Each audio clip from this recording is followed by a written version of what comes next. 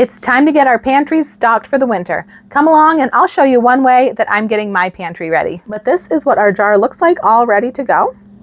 Not too shabby. So there's lots of reasons to love these meals besides just the fact that they look so darn cute on the shelf.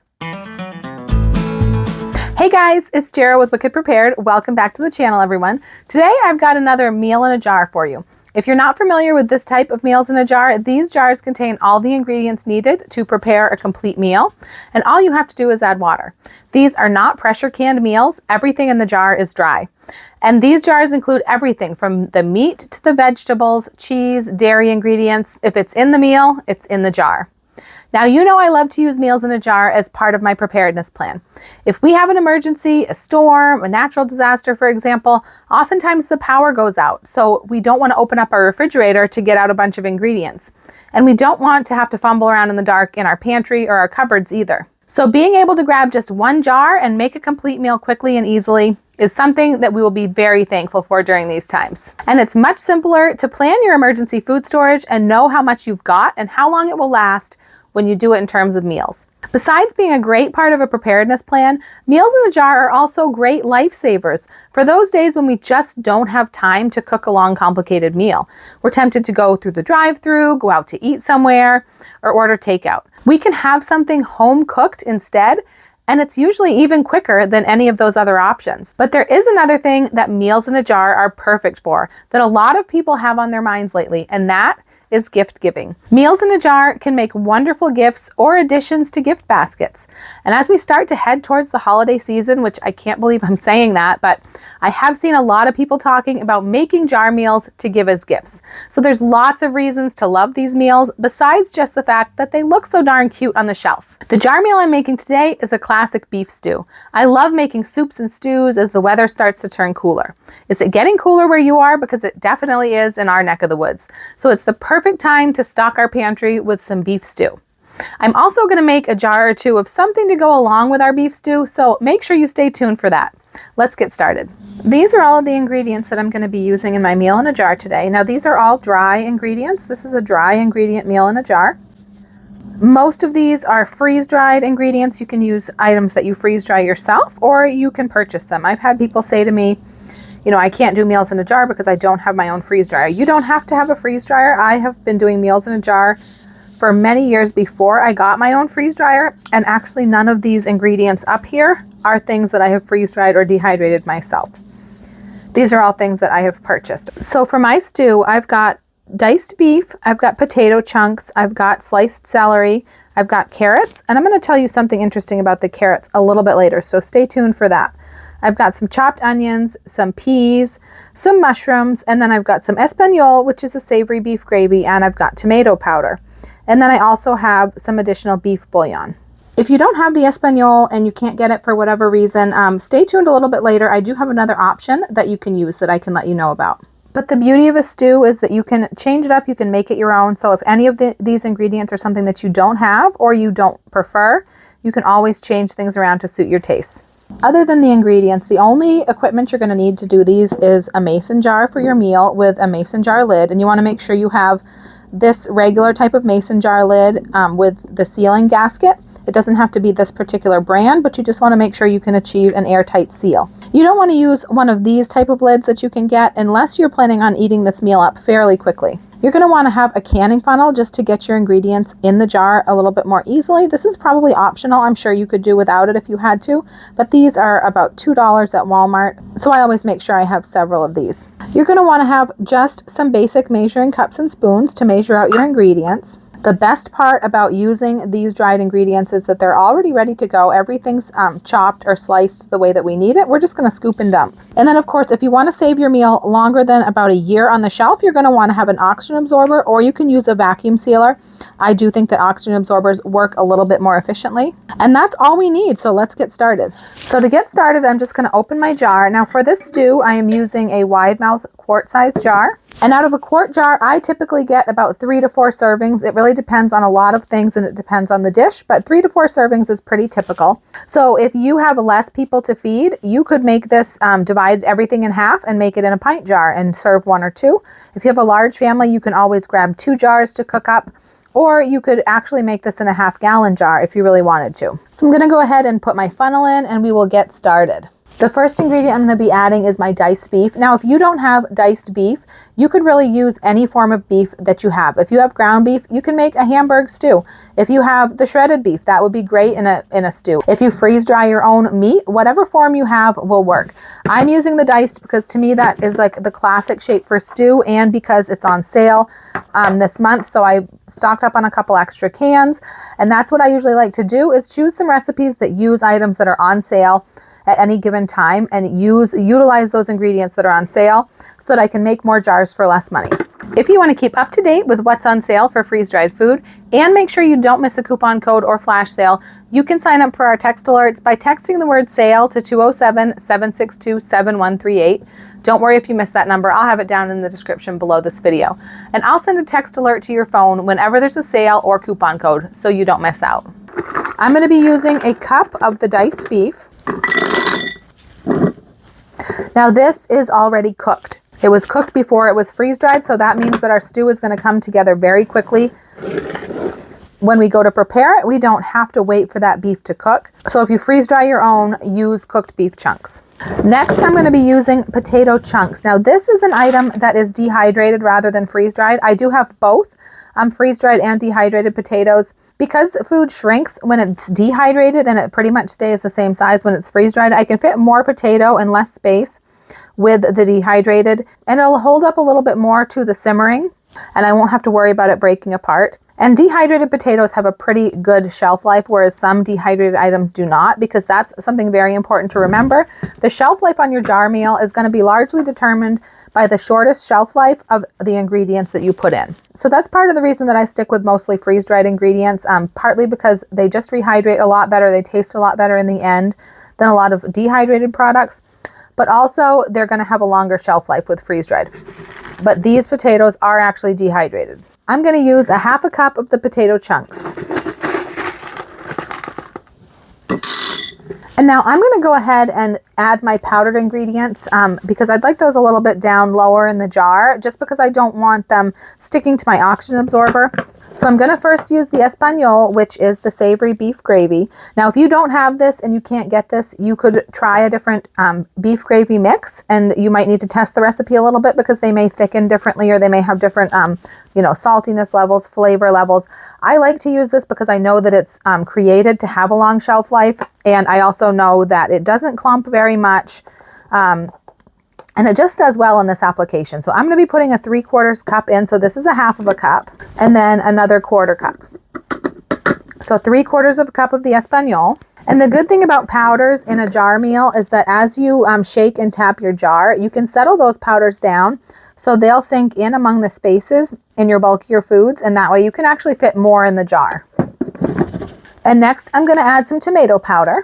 This is going to be replacing where my usual beef stew recipe would have some tomato juice. Some recipes use tomato sauce. Tomato powder is a really great versatile ingredient because it can replace tomato juice, tomato sauce, and tomato paste. It's just tomatoes, nothing else. There's no seasonings, no salt, no additives, no preservatives, no nothing.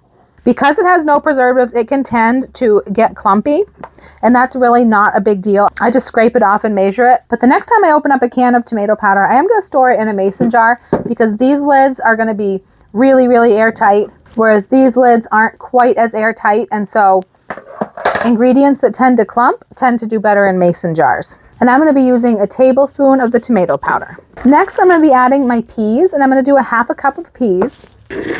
There we go, a 1/2 cup of peas.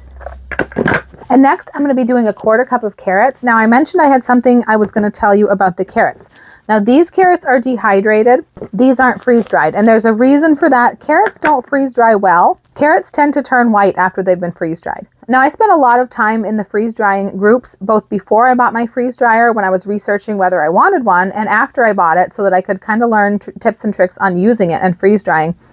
And people have mixed results. Some people have been able to freeze dry carrots and they've done okay for a while. But when you're a commercial company, you can't have something that might do okay after a while. I actually freeze dried some carrots. These are carrots that I freeze dried, and I did these back in March when I made my boiled dinner, because these were cooked with my boiled dinner. And at first they weren't turning white, and I thought, that maybe the salt from the boiled dinner or the fact that they were cooked before they were freeze-dried might have been the trick. But you can see now they are beginning to turn white, and these have been stored in the dark, so it's not light, stripping the color from it, because that's another thing you need to be careful with your freeze-dried vegetables especially, is storing them in a dark place like a closed cupboard or a pantry with no windows, because light can really strip out the color and then probably stripping out the nutrients at the same time. But these carrots have been stored in a dark location, and you can see that they're turning white. So that's why the carrots I'm using are dehydrated, and because they're dehydrated and dehydrated food shrinks a lot, we're not going to use a lot of these carrots. I never use a lot of these carrots. They will swell up, and they are pretty strongly flavored. So you want to always go light on the dehydrated carrots. So I'm going to be using a 1/4 cup. The one thing about using commercially dehydrated and freeze-dried foods is that these chunks of carrot are pretty small, and so are my potato chunks. Whereas when I was making a beef stew from scratch with fresh ingredients, I probably would have cut those chunks larger. But I tell you what, for me, this is very preferable to having to peel and chop all these ingredients myself. I would much rather do it this way. But if you do have a home freeze dryer, you could cut these in any sizes that you wanted. You don't want to make them too big because you're going to have them rehydrate, and you're going to have them fit in your jar. But I do have a friend in my meal in a jar group who just last week posted her beef stew meal in a jar that she did with ingredients she had freeze dried at home, and her stew looked beautiful. But honestly, I really do love the ease of this. I buy it, it's already cut, it's already done for me. I just have to scoop it and put it in. So I will deal with having small chunks of carrot in my stew. Next, I'm going to be adding some celery. Now, celery is one of those ingredients that not everyone likes. I mean, not everyone likes fresh celery, but I've had people who didn't like the freeze-dried celery. In fact, just the other day, I had a friend who messaged, and she was thinking she might be doing something wrong with her celery. And honestly, some people just don't care for it. I have had good luck with it, using it in chicken salad, and it's been fine. And I break it into smaller pieces when I do that. And I have had good luck with it in recipes like this with stews. It seems to cook down for me and soften, and it's fine. But celery may not be for everyone. It's like any other food. Some people just don't like it. But I'm only putting a 1/4 cup in here. So if you don't like celery, or you don't like freeze-dried celery, then you can go ahead and use a different vegetable. You could throw in some zucchini. You could add more peas. You could add something entirely different. I have done this with butternut squash before, and that was actually really good. So after the celery, I'm going to add some mushrooms. Once again, I'm only adding a 1/4 cup. I love mushrooms. Once again, this is a pretty polarizing ingredient. Now, I've never met anyone who likes mushrooms who doesn't like the freeze-dried mushrooms. So it's really not an issue of the freeze-drying in this case, where it might be with the celery. It's just an issue of some people don't like mushrooms. And so if you don't like mushrooms, you don't have to put them in, or one of your kids doesn't like them. I just like the sort of earthy, meaty, quality that they give to this stew. And it's just a 1/4 cup. In fact, the last time I made a stew, I had just finished up a canister of mushrooms, and you'll notice at the bottom of any of your freeze-dried food, there's usually going to be some powder and some little broken bits, and that's just the nature of freeze-dried food, because it's kind of fragile. And so I took my canister that I had just emptied and dumped all that powder right into my beef stew the last time I made it, because that adds a lot of flavor, and then you're not wasting any bit of your food. Next, I'm going to be adding some chopped onion. And once again, I am going to use a 1/4 cup of the chopped onion. This is another ingredient that's pretty small pieces. It's not really a powder, but it will filter down among all the other ingredients and save you a little bit of space. And then the last thing I'm going to add is an extra teaspoon of beef bouillon. I should have added that down with my powdered ingredients, but I forgot. So there is my teaspoon of beef bouillon. The last thing I'm going to add to my jar is going to be a teaspoon of Chef's Choice seasoning. I should have added this down in the middle with the powdered ingredients as well. And maybe this is why I am not adding the Worcestershire sauce powder, because honestly, this seasoning, it's a multi-purpose seasoning. So if you don't have this, you could use any kind of seasoning blend you like, or garlic salt or something like that. But I used to think this was just, another salty seasoning, but I realized it does have sort of a flavor in it that I don't have in any of my other seasoning blends. And I think it reminds me a little bit of Worcestershire sauce. So maybe that's why I felt like I didn't need the Worcestershire sauce powder. And that's everything that I am putting in my beef stew. Now, I had another friend in my meal in a jar group. Raise your hand down in the comments if you're in my meal in a jar group. That is a great group of people. So friendly. Everybody's always helping each other, and really just forming a really active community. So I really love that group. But I had a friend in the group who asked for a beef stew recipe, which is part of the reason that I'm doing this video today. And she wanted tomato powder and Worcestershire sauce powder were two of the ingredients that she wanted to use that she had. So I did not put Worcestershire sauce powder in this. I am sorry. I did test this recipe with it, and I just didn't care for it as much. I like Worcestershire sauce in certain things, and then certain things I don't. But if you are a person who likes Worcestershire sauce and you have the powder, then you can go ahead and add it to this jar, like a teaspoon or whatever. So now this jar is complete. You can see there is a little bit of space here. If I was going to be putting this away on my shelf for long-term storage, I would add an oxygen absorber, so you'd need to have room for that. But I'm going to be cooking this up today to show you how it comes out. So I'm not going to add an oxygen absorber. So if you have extra space in your jar, you can add a little bit more of whatever ingredient you like most. You know, if you like extra meat in your stew, you can go ahead and add more of that. If you wanted more potatoes or, you know, a different vegetable, anything, you can take that extra space if you want. Another thing you can do that's along those same lines, remember I put my powders up here in the middle, and so they're filtering down in.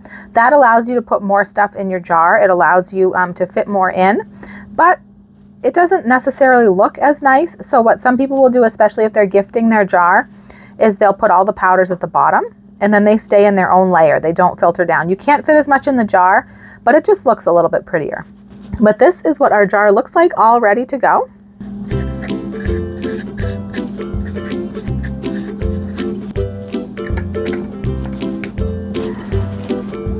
There it is. Now, if you don't have the Espanol and you can't get it, I did try this recipe with, I tried it with 2 tablespoons of beef bouillon and half a cup of flour. And I got similar results, so that's another option that you can use. Just whatever beef bouillon you have and you like, but you might want to test it out first because, you know, different brands could have different saltiness levels and things like that. The other thing you could do is you could use cornstarch in place of the flour. And if you wanted to do that, you would use about half the amount. So about 1/4 cup of cornstarch should thicken it the same amount. And when I did that, I didn't use the additional teaspoon of bouillon that's called for in the original recipe. I just did the 2 tablespoons total. Whenever I have any kind of stew or soup, I like to have some kind of bread or biscuit or something like that to go along with it. So I'm going to put together a dinner roll mix in a jar to go with our beef stew.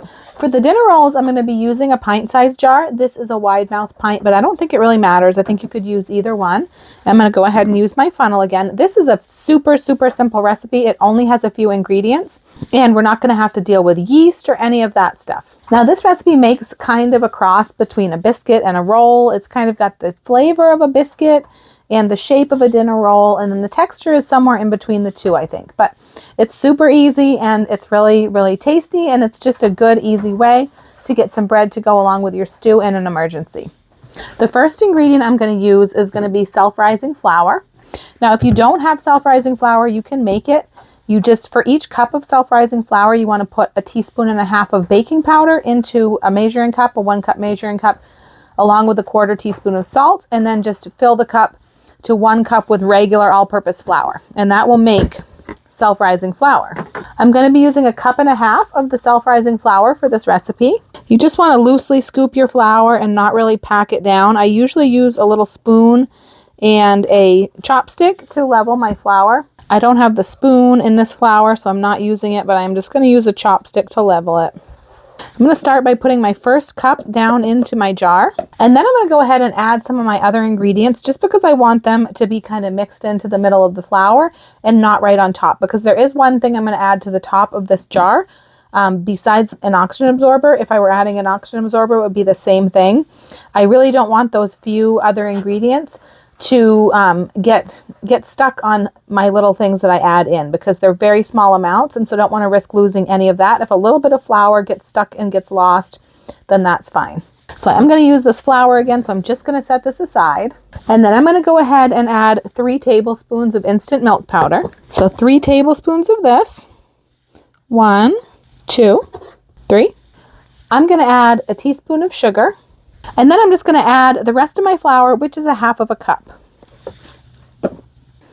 So that was a total of 1.5 cups of the self-rising flour. And that's all of the powdered ingredients that we're going to add to the jar. And I do have one more secret ingredient that's going to go in this jar that's really going to make these rolls. And that secret ingredient is mayonnaise packets. I'm going to be adding 3 mayonnaise packets to this jar. I'm not sure when it originated using mayonnaise in baked goods like this. I think it might have been during the Depression, but mayonnaise is basically made up of eggs and oil, which are 2 ingredients that we use in our baking. So this is a really good secret to be able to have. These are all sealed up so I can have this sort of shelf stable mayo. You're looking for about a tablespoon per packet because I want 3 tablespoons in my jar. I Googled and it told me that McDonald's mayonnaise packets are more than a tablespoon. It said it was 2 tablespoons. I'm looking at this and I really don't think this is 2 tablespoons. So I used 3 packets.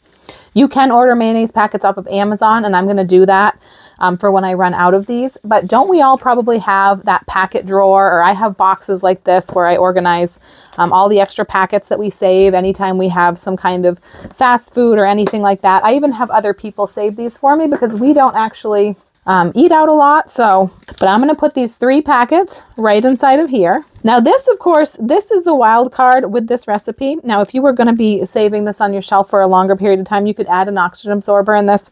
The very small amount of sugar in here isn't going to make a difference with that. But the wild card in this recipe is going to be the baking powder or the self-rising flour, which has the baking powder in it, and these mayonnaise packets. Because remember what I said, that the shelf life of your jar meal is going to depend kind of upon the shortest shelf life of the ingredients that you include in your jar.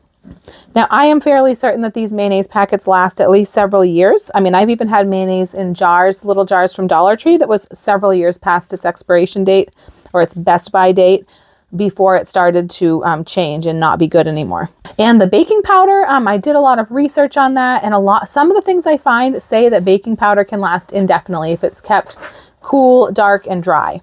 So this is kind of a new recipe to me. Well, this recipe itself isn't new to me. I've been making rolls like this for years, but you doing it as a jar meal is new to me. So I haven't had a lot of time to test how long this would last. But those are your wild cards here, is your mayonnaise packets and the baking powder that's within this flour. I honestly think if you're going to use this jar up within 1 to 2 years, you'll be perfectly fine. I mean, the worst that's going to happen is your baking powder may not rise, may lose its leavening ability, and you could always add a little more baking powder if you found that happened.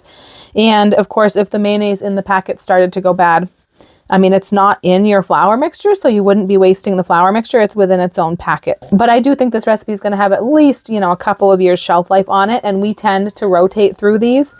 We don't make a bunch and put them away and expect them to be there, 8 to 10 years from now. So I think this is well worth it.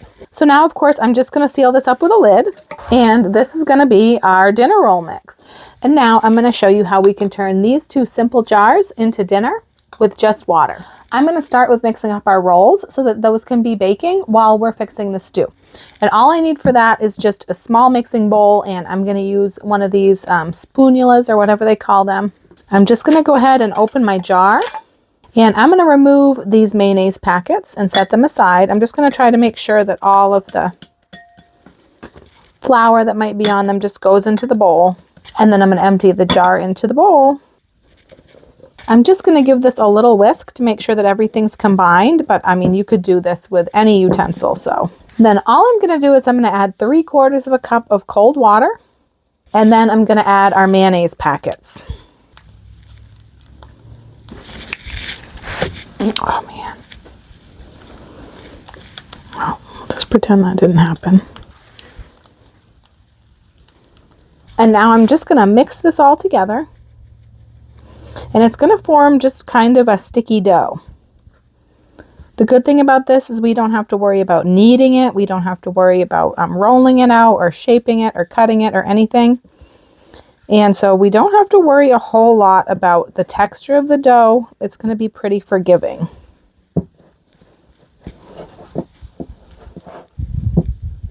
All right, so that's pretty good.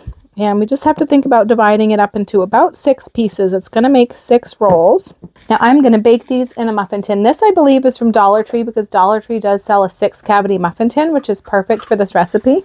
You could also get, if you wanted, you could get some disposable foil muffin tins. They have them on Amazon, and I've seen them at Ocean State job lots, because that way you wouldn't have any dishes to wash. But I think that the biscuits would be harder to get out of those muffin cups because of the way that they're all kind of wrinkly. But my thought is, in an emergency, you might not have running water. You're not going to have possibly electricity. You're not going to want to be doing a lot of extra dishes. Now, if you have cooking spray handy, of course, spray these tins. But I did try this without the cooking spray just to see if I would be able to get the rolls out of the pan without the cooking spray, because the whole idea with the meals in a jar is just the jar and no additional ingredients needed. And I was able to get them out of the tins without spraying the tins. It left a little teeny bit stuck in here, but nothing real bad. So as long as I let them cool a little bit first. Another thing you could do though is have some disposable cupcake liners, because then you wouldn't have as much to wash. You could use silicone liners like these, but these of course would have to be washed. That's just some different options depending on the situation. If you're just using this for a quick, easy dinner, you know, do it the way you would normally do it. Use your cooking spray. If you're in an emergency, you just have to deal with what you have. And then of course you do need a way to bake these. So if you're in an emergency situation, you know, there are ways that you can bake. If your electricity's out and you can't use your oven, there's all sorts of ways that you can bake things. A lot of people have told me they really like their sun ovens. I don't have a sun oven yet, but after all the positive reviews I've heard, I think I might get one. Of course, that would require the weather being good outside for you to be able to use that. There's other methods you can use outside. There's camp ovens that run on propane. And we do a lot of baking in a Dutch oven with charcoal or campfire embers. We also have a camp oven that sits over the burner of a camp stove. And so that's another option. And that might even work right inside the house on the camp stove that we use inside the house. There is a new type of oven, a brand new oven that's meant for working inside the house. And it really looks kind of interesting. I haven't tried it yet, but I'm planning on grabbing one because I do want to try it. So I'll probably link that down in the description box if there's anybody who wants to check it out. But I think what I'll do tonight is I will line a few of these with the cupcake liners to see how that works, and then leave a few without so you can see how it goes if you don't use cooking spray. Okay, so like I said, this is going to be, it's going to be divided into 6. So I'm just kind of guesstimating. I can always adjust it later, and it's not really a big, huge deal if they're not all exactly the same size. Kind of smooth them out a little bit. So now I'm going to go ahead and stick these in my electric oven because I do have electricity right now. I've got my oven set at 375, so I'm going to go ahead and put these in. They need to go for about 12 to 14 minutes probably, and then we'll get our stew going. And while the rolls are baking, I'm going to work on the stew. To cook the stew, I'm going to use my butane emergency burner because this is what we keep around to cook in the house in emergencies. This is generally considered to be safe to cook inside. This uses butane fuel. This stove itself is super, super inexpensive. Of course, it's probably gone up about $10 in price since I bought mine, like everything else, but you can get this at places like Walmart, Target, Amazon for around $30. And the butane canisters are not very expensive. Butane's not the cheapest fuel that there is, but it's not terribly expensive. The best place to buy those is at the Asian market. One of our viewers turned me on to that idea. But all I have to do is lock that butane canister into place, and it's ready to go. But I've got to get my pan first. I'm just going to go ahead and open up my jar, and I'm going to empty it right into this pot. And I'm going to go ahead and add 6 cups of water to this. Now keep in mind, you do have graduated markings on the side of your mason jar. So you can use this to measure water if you want to save on dishes, or if you're in a situation where you don't have access to a lot of kitchen utensils. We do have an emergency kitchen box that has everything in it we would need to cook meals. If we had to, evacuate our home or something like that, we could grab it and go. Or it's in the basement, so if we had to go down to the basement for some reason, tornado or a nuclear disaster, anything like that, we would have what we needed down there. Another benefit to using the jar to measure the water is that it's going to rinse out any little bits of seasonings or sauce mix or anything like that that's left in your jar, so that you don't waste anything. Now an additional 2 cups of water. I'm just going to go ahead and stir this and get everything moistened and everything blended before I put on the heat. And now that everything's moistened, I'm going to go ahead and turn this on. I'm going to keep it pretty high at first until it gets up to a simmer, and then I'll turn it down. And here's how our rolls have come out, fresh out of the oven. Just break one open to see if they're done, and they are. Look at that. That looks amazing. All right, so now that our stew is bubbling away, I'm going to go ahead and turn this down. We just want it to simmer, and I'm going to leave the lid off while this simmers because I do want this to thicken up. I mean, it will thicken up quite a bit because of the gravy mix and because all of these freeze-dried and dehydrated ingredients are going to absorb water. Now, if this was a pasta dish or something like that, that we wanted to make sure the pasta got cooked, I would probably cover this up. But for this type of dish, I'm going to leave it uncovered, let it thicken, and let these delicious aromas just come all through the house. Now, this is going to need just a little bit longer than a lot of the meals in a jar that I make because it has the dehydrated potatoes and carrots. Mostly the potatoes, they're a little bit bigger chunks than the carrots. You can see them right there. They're going to start to grow and they're going to start to absorb a lot of water. And dehydrated food takes a little bit longer to soften, refresh, and get ready to eat than freeze-dried. So now that it's been simmering for about 15 minutes, it's probably finished. And what I'm going to do is I'm just going to test. You want to test the meat chunks in a recipe like this, and maybe the potato, but I think the potato's done. They're pretty small chunks. So I'm going to test the meat, maybe a piece of celery, and see if everything's done. And if it is, I'm just going to turn the burner off and just let it sit for a little bit to cool just a bit and thicken up. Okay, I think this is ready to come off the heat. I'm just going to turn off my burner and just let this sit here for probably about 5 or 10 minutes. It's going to cool, it's going to thicken a little bit, and it's going to be ready to serve. And I do just want to show you with the rolls, the ones that don't have the paper, if I just run, I let these cool a little bit because they do stick a little bit if you don't let them cool for a few minutes, but I just kind of run a butter knife around the edge and just give it a little nudge. And it comes out. It doesn't leave a whole lot of, residue left in the bottom of the cup. But let's see how these came out with the, oh yeah, that just came right out. There's nothing, clean pan. So I think it's definitely worth storing some of these. You could probably even put these in the disposable foil pan and have everything be disposable. You could make a meal in a bag with these, where you could take your jar of roll mix and you could take your jar of beef stew, put it in a bag with muffin tin and some of these liners, and you would have something all ready to go. So now I think we are ready to serve our stew. Let's see if I can do this without making a mess. Not too shabby.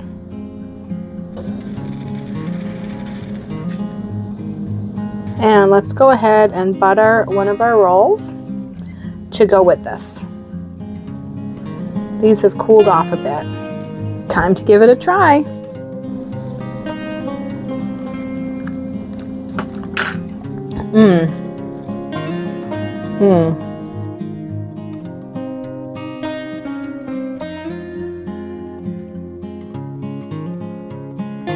That's good. Okay guys, that is the latest addition to our collection of meals in a jar. I hope this is one that your family will enjoy having on the shelf. If you did enjoy this video, don't forget to give it a like.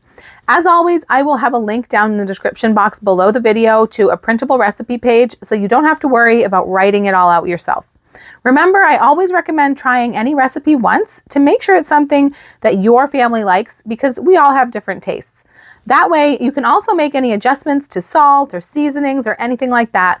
And then once you know your family likes it, then you can set up assembly line style and make half a dozen or even more jars to add to your pantry shelf in your emergency meal rotation.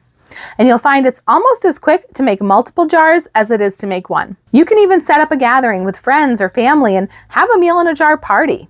If everyone makes the same meal, you can put together a bulk buy and save even more on your ingredients, buying by the case. Or you can do it like a cookie swap, where each person makes their own recipe, brings a certain number of jars, and then everyone swaps so that each person gets to go home with a variety of different meals.